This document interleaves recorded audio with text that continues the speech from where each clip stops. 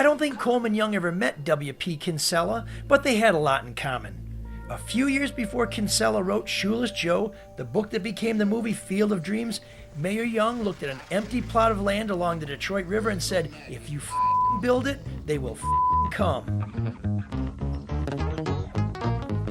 I know that the Tigers need new or modernized facilities. You can look at that stadium and see that. I know that the Wings are in that same position.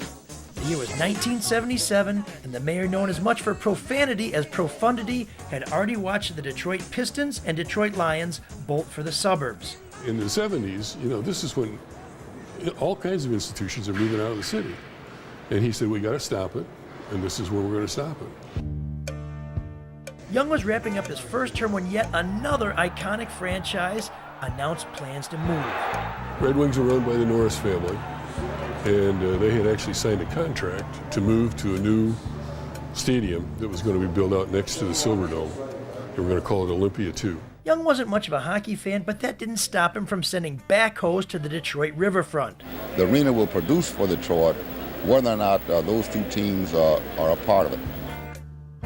Longtime mayoral press secretary Bob Berg says the move was so bold it alarmed Young's closest advisors. And they start saying, well, Mr. Mayor, how can you start to build something when you don't have the financing, you don't have the architectural plans or a contract? And he finally said, I've got $5 million Jimmy Carter dollars, and if nothing else, we're going to dig the deepest effing hole in the state of Michigan. Now either get on board or get out of the way.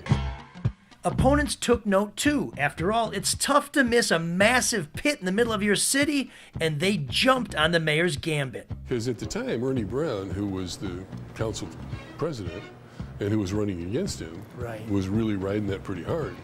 This is irresponsible, it's a waste of money, you shouldn't be doing this. A survey suggested Young was spending a lot of political capital along with all that Jimmy Carter money. They'd gotten the first poll back. And Bob Millender told him, this is really hurting us. This could cost us the election. So Bill goes in to tell the mayor about the poll. And the mayor says, well, what do you think?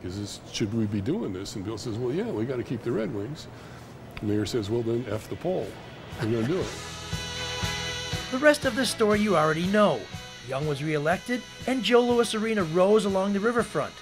An expert looked at the vertigo-inducing steps and said it was poorly designed.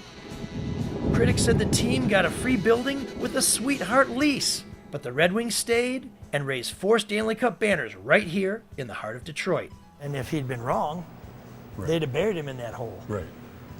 Coleman Young died in November of 1997, 5 months after the Wings won their first Stanley Cup since moving into the Joe. But Berg says if Young was alive today, he wouldn't lay in front of the bulldozers that someday soon may demolish the building on which his honor staked his career. He'd say this facility served its purpose, kept the Red Wings, stopped the bleeding, and now we're back. We've got, next year we'll have all 4 of our pro franchises back in the city.